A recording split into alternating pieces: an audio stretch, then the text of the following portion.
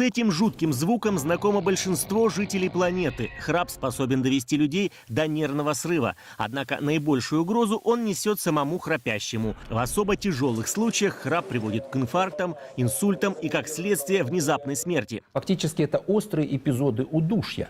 Если мы несколько слов скажем об этом заболевании, у человека может быть 300, 400, 500 остановок дыхания за ночь.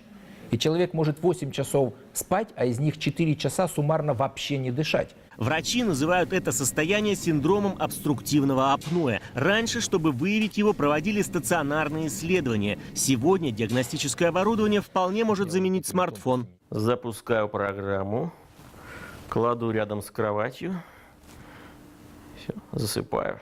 Специальное приложение создали астраханские программисты. Они проанализировали сотни звукозаписей храпящих людей разных возрастов, пола и физических данных. Выяснилось, момент остановки дыхания и развития апноэ можно отличить по звуку. В процессе дыхания, в процессе храпа там в любом случае будут частоты от 100 до 2000 Гц.